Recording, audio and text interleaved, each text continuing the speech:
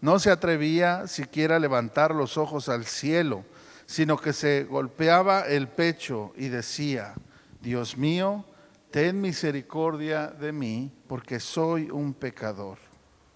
Yo les digo, dice el Señor Jesús, que éste volvió a su casa justificado y no el otro, porque cualquiera que se enaltece será humillado, y el que se humilla será enaltecido.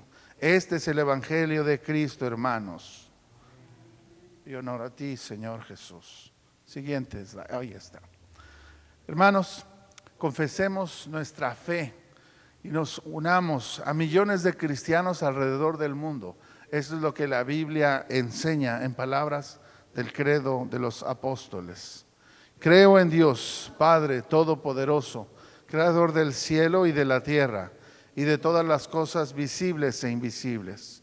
Y creemos en Jesucristo, su único Hijo, nuestro Señor, que fue concebido por obra del Espíritu Santo, nació de la Virgen María, padeció bajo el poder de Poncio Pilato, fue crucificado, murió y fue sepultado.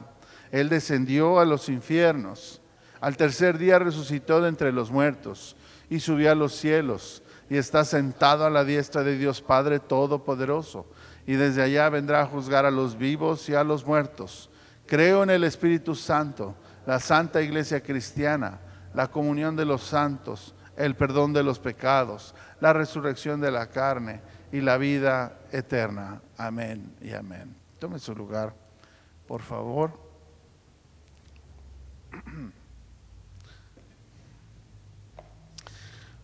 ¿Alguien de aquí alguna vez ha tenido el gusto o la oportunidad de ir al teatro? ¿Verdad? ¿A alguien le gusta el teatro, hermanos? Yo recuerdo acá, quizá he estado un par de veces en bastante tiempo, ¿verdad? En mi país era más común, inclusive mi esposa se acuerda que yo llamaba a veces a algunas estaciones de radio y conseguía boletos para el teatro. Éramos novios y de esa manera ahorrábamos unos cuantos pesos, pero nos gustaba ir al teatro. Cada vez que había oportunidad, otras veces pagaba yo los boletos. Pero lo interesante de esto, hermanos, es que una obra de teatro está dividido en diferentes escenas o actos, ¿verdad? La historia la van contando de esta forma. Las personas que escriben permiten que las personas reflexionen sobre el tema. Y el día de hoy, hermanos, el título de este mensaje es: ¿qué hiciste, Adán? ¿Qué hiciste, Adán? ¿Y qué estamos haciendo el día de hoy? Es parte de la serie de Fe desde la Raíz. Y quiero llevarlo a la primera escena. Imagínese usted por un momento que estamos observando lo que ocurrió en la vida del ser humano. Y la primera escena nos transporta, hermanos, precisamente al jardín del Edén. Recordará usted este hermoso jardín en donde el hombre y la mujer no carecían absolutamente nada, tenían todo para comer, un lugar hermoso para estar, la compañía uno del otro. Dios había creado todo para su gozo y para su deleite, y solamente una cosa les había pedido Dios. ¿Recuerda cuál era? No comerás del árbol que está en el jardín, en el centro del jardín. Es el árbol de la vida, del bien y del mal, de todo lo demás. Algunos se habrán atrevido a decir: bueno, ¿y por qué? Si Dios sabía que iba a estar a la mano, ¿por qué lo puso ahí Dios? Y yo me pregunto, quizá no era el tiempo propicio para que el hombre y la mujer comieran de él. En algún momento lo iban a hacer, pero no en ese momento. Así como cuando nuestros hijos, nosotros también les decimos: ¿sabes qué? No es tiempo para ti que vayas a manejar. No es tiempo para ti todavía, ¿verdad? Cuando eran sobre todo más pequeños, que manejes mucho dinero. No es bueno para ti ahora que estés expuesto a películas que tienen clasificación de adultos, ¿verdad? ¿Se da cuenta? Las cosas están ahí, pero todo tiene su tiempo, según lo que dice la palabra. Dios le había pedido entonces a Adán: no comerás de este árbol. ¿Y qué hizo? Justamente, no solo Adán, sino la mujer, Eva, que estaba con él, fueron seducidos por la voz del enemigo, ¿verdad? De la serpiente, del diablo, que les dijo: ¿acaso Dios dijo? No es cierto que vas a morir. Y entonces, hermanos, hasta esta situación de decidir entre lo bueno y lo malo, entre hacerle caso a Dios y no hacerle caso, sucumbieron, ¿verdad? Ante el gusto delante de sus ojos, ante lo agradable, lo que se veía bello, pero que no iba conforme a la voluntad de Dios. Y entonces, cuando esto ocurre, Dios le dice a Adán: ¿dónde están? ¿En dónde se encuentran? Seguramente Dios estaba preguntando si habían comido del árbol. Y hermanos, ¿cuál es la reacción? La primera reacción de Adán es culpar. Y cuando algo pasa mal en la vida del ser humano, buscamos responsables en otras personas. Es el primer intento del ser humano para repartir la culpa. Y no solamente le echa la culpa a Eva, sino que le dice: es la mujer que tú me diste. ¿Se da cuenta? Y cuando leemos Génesis, hermanos, nos damos cuenta que este texto es tan vigente el día de hoy. Las personas les cuesta trabajo reconocer, nos cuesta trabajo, hermanos, reconocer la culpa, la responsabilidad. Y entonces, ¿qué hacemos? Repartimos la culpa a los demás. Y decimos: no, es que mi hermano, es que mi hermana, es que mi esposa, en el caso de las mujeres, mi esposo, no, es que la política, no, es que la iglesia, el pastor. Y en nuestros corazones, la pregunta debería ser: ¿qué hicimos nosotros? ¿Cuál es nuestra parte de responsabilidad? Así como Adán, Dios le estaba preguntando: ¿qué has hecho?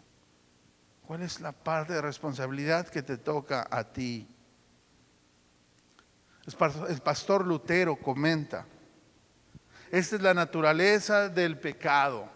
Siempre trata de justificarse a sí mismo y arrojar la culpa a otra persona. Le llamamos pecado original. ¿Ha escuchado esta frase? Porque decimos: no es mi culpa, es quizá la culpa de mis padres. Si mis padres hubieran sido mejor, si hubiera nacido en otro lugar y en otra familia. ¿Se da cuenta? Pero si somos honestos, ¿cuál fue el pecado de Adán? Realmente Adán tuvo desconfianza. No creyó a la palabra de Dios, que era verdaderamente buena para él. La serpiente no obligó a Adán ni a Eva a rebelarse, si lo piensa bien. Solo sembró la duda a lo que Dios les había dicho. Y desde ese momento se puso en duda la bondad de Dios. Hoy el ser humano sigue poniendo en duda la bondad de Dios y ha elegido el orgullo y la autosuficiencia. Romanos 5:12 dice: por tanto, como el pecado entró en el mundo por un hombre y por el pecado la muerte, así la muerte pasó a todos los hombres, por cuanto todos pecaron. Ayer, hermanos, realizábamos un bautizo por la tarde y veíamos a esta pequeña y le decíamos: quizá iba a cumplir el año. Y les damos una explicación a los asistentes, familia. Y decíamos: ¿por qué bautizamos a los bebés? Y les decía este salmo, precisamente el Salmo 51, y de qué manera el ser humano hereda esta naturaleza corrupta. Y qué mejor prueba de esta naturaleza corrupta, que es precisamente nuestras enfermedades, ¿verdad? La manera en que pasa el tiempo y eventualmente dejaremos de habitar este cuerpo físico en algún momento. Es la huella del pecado, hermanos, la enfermedad. Pero en su misericordia, hermanos, Dios no nos deja como nos encuentra. ¿Cuántos dan gloria a Dios, hermanos? Lo quiero llevar ahora a la escena número 2. Ya vimos en sí, ahora sí que lo dramático de la escena en el jardín. Pero ahora, por favor, quiero que nos transportemos. Imagine usted estar en el palacio, en el lugar donde vive el rey David. Allí está David, ¿verdad? Un hombre conforme al corazón de Dios. Un hombre que había vencido gigantes en el nombre de Jehová de los ejércitos. Un hombre que había escrito alabanzas y canciones y salmos a Dios. Y ahora había tenido como decimos en español, un desliz. Y vaya desliz que cometió. David era responsable delante de Dios de haber puesto a un hombre, ¿verdad? Primero, de haber cometido adulterio con Betsabé. Y segundo, en lugar de reconocer su pecado, de poner en las líneas de batalla al frente a su esposo para poder quedarse con su mujer. Tremendo, ¿verdad? Difícil de creer, hermanos, pero no imposible. Y sin embargo, vemos aquí cómo David no está culpando a la mujer. No está diciéndole, bueno, es que la mujer me cerró los ojos, ¿verdad? Me llamó, quizá me hizo alguna insinuación. Tampoco está culpando al marido diciéndole, bueno, es que la descuidó. No está culpando a la tentación. El Salmo 51 en las palabras de David dice ahí arrepentido, reconozco mis rebeliones. Reconozco que mi pecado está siempre delante de mí y reconozco, Señor, que contra ti y solo contra ti he pecado. David está frente a un espejo y este espejo refleja una imagen rota.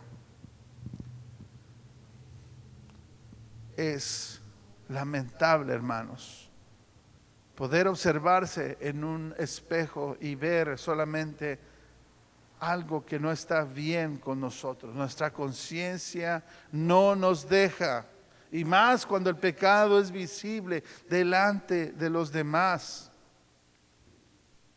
Qué difícil es para las familias cuando alguien batalla con una adicción. Qué difícil es, hermanos, descubrir una infidelidad y muchos más. Pero David, aquí tenemos, no se excusa, no se justifica. ¿Qué es lo que hace David? David se confiesa. Y no se queda ahí, sino que reconoce, Señor, he sido formado en maldad, en pecado fui concebido. David no está hablando de sus actos, sino de su condición, porque se reconoce como alguien débil. Hermanos, nacemos pecadores desde que estamos en el vientre de mamá. Hermanos, no podemos creer, decía el pastor Lutero, por nuestra propia razón o creer en Dios, en Jesucristo, ni acercarnos a Él. El pecado ha corrompido al ser humano, ha corrompido nuestra voluntad, nuestra mente y nuestro corazón. Y escuchamos tan diferente hoy.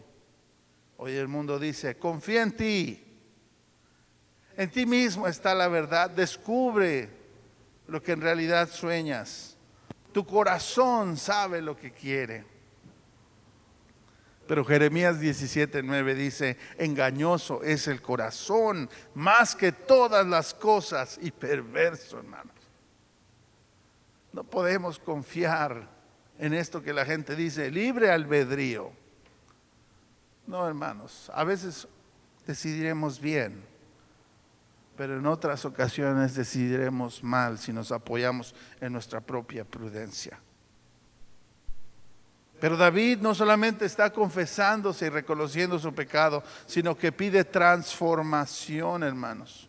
Y le dice: Señor, dame una oportunidad en mí y dame un corazón limpio. Renueva mi espíritu, el que has puesto dentro de mí. David no está pidiendo una mejora de la gente que está alrededor. Él quiere empezar consigo mismo. Y esta es una invitación para cada uno de nosotros. Cuando vemos un problema en el que estamos involucrados, en lugar de ver a los demás, primero decirle: Señor, enséñame quién soy. ¿Cuál es mi parte de responsabilidad? Cambia en mí el corazón y llévate el orgullo. Bueno, hemos visto ahora la imagen del Edén. Imaginemos la imagen de David, la imaginamos. Y ahora, por favor, acompáñeme a esta parábola que Jesús enseña. Recordará que Jesús está hablando de dos hombres que van al templo. Dos hombres que oran, que vienen a la casa de Dios. Uno está de pie, pero el otro ni siquiera puede levantar los ojos. Uno dice: Señor, te doy gracias porque no soy como otros hombres. Yo sí te obedezco, yo sí diezmo, yo sí leo la palabra. Suena como una oración, pero en realidad no lo es. Suena más como a una lista de logros. Menciona a Dios una sola vez y a sí mismo como 5 veces, si usted pone atención en el texto de Lucas 18. En realidad no está alabando a Dios, está autoexaltándose. Y del otro lado tenemos al publicano, al cobrador de impuestos, que está a lo lejos, no se anima ni siquiera a entrar, está postrado. Y lo único que hace es llevarse las manos al pecho y decir: Señor, ten piedad de mí, que soy un pecador. ¿Cuál es la diferencia, hermanos? ¿Quién pecó más?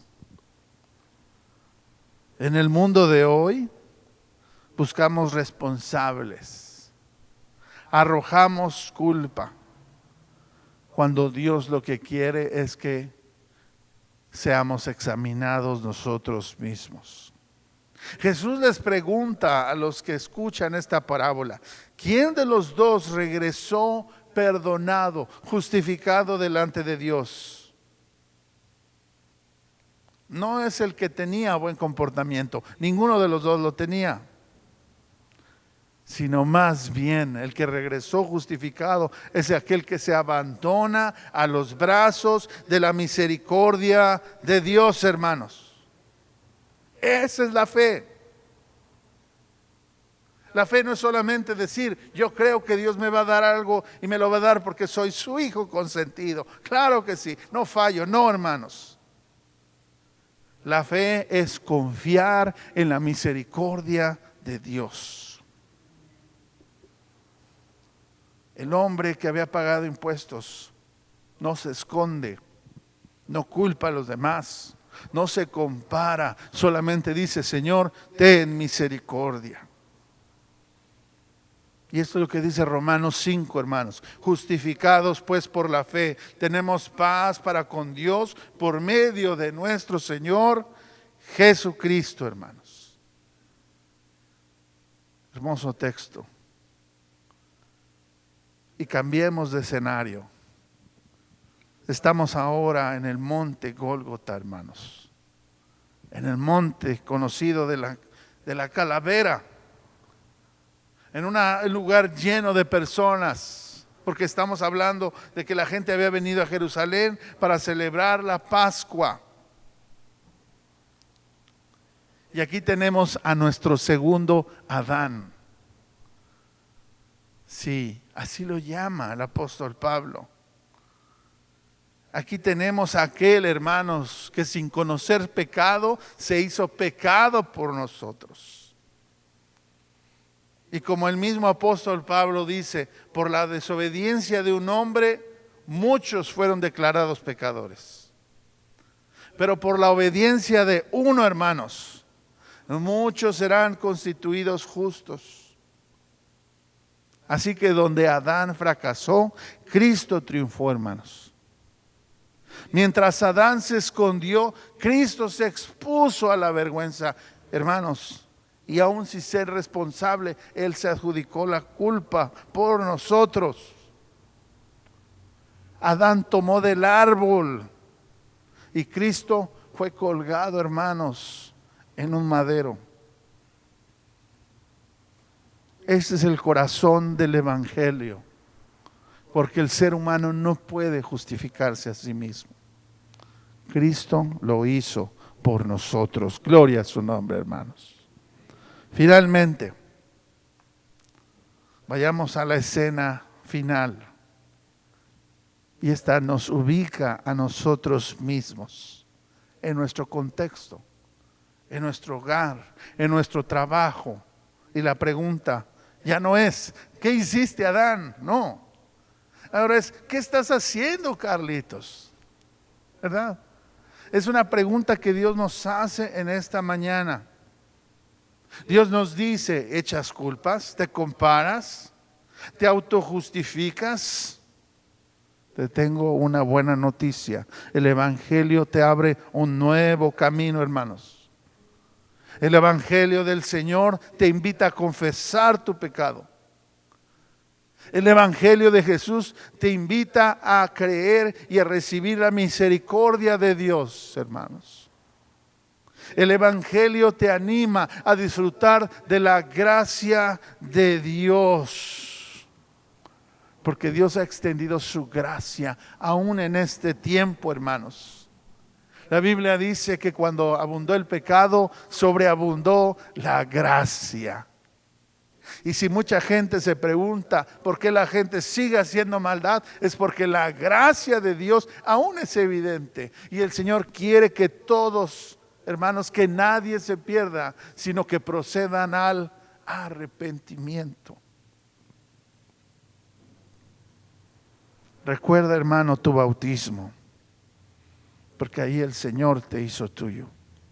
Ya no eres esclavo del pecado.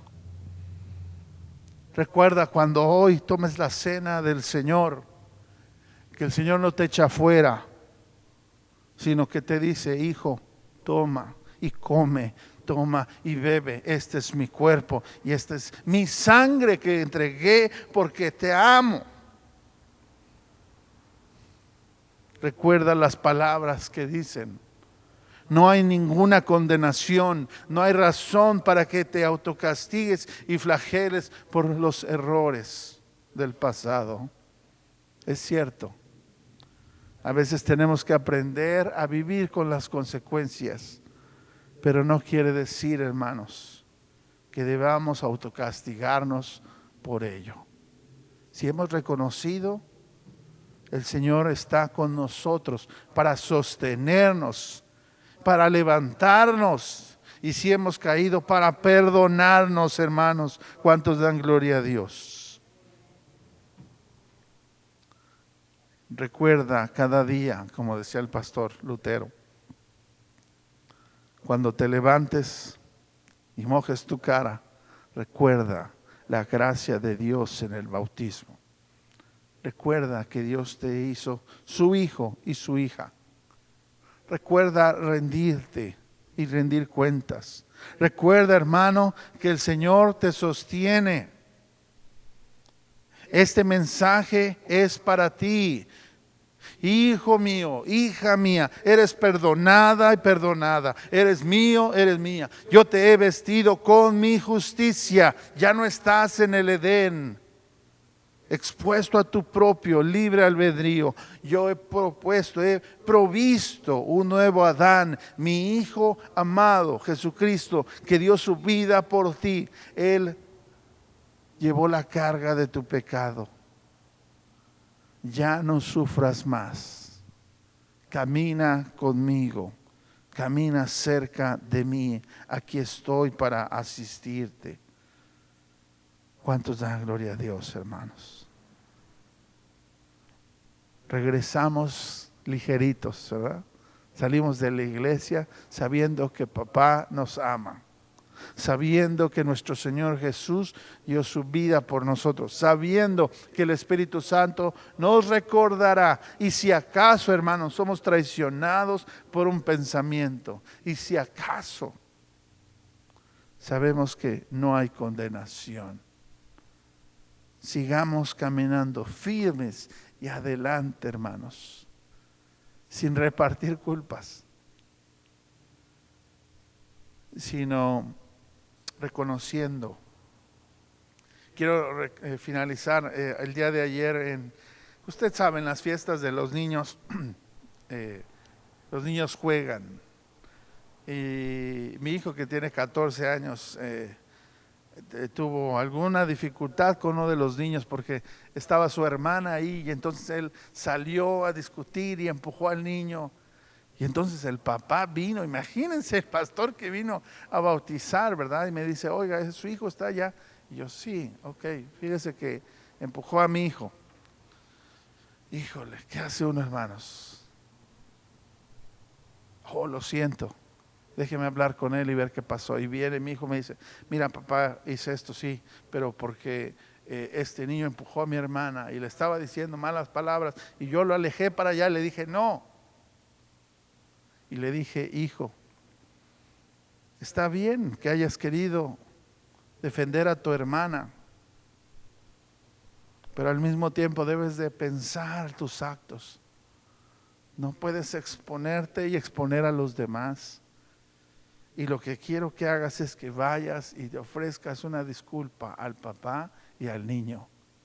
Y mi hijo de 14 años, un adolescente, pero ¿cómo, papá? Si yo hice lo correcto, estaba defendiendo a mi hermana. Y solamente le dije, hijo, imagina qué haría Jesús en tu lugar. Y entonces fue, hermanos, y fue a pedir una disculpa. Y dije, Señor, esto es algo que tú hablaste a su corazón. Qué importante. Este mundo, hermanos, sería muy diferente si fuéramos honestos más con Dios y con los demás, reconociendo nuestra responsabilidad y pidiéndole al Señor que tenga misericordia de nosotros. Gracias damos a Dios, hermanos, porque mis hijos, como su padre, no es perfecto, pero Dios tiene misericordia. Para la gloria de Dios el Padre, el Hijo y el Espíritu Santo.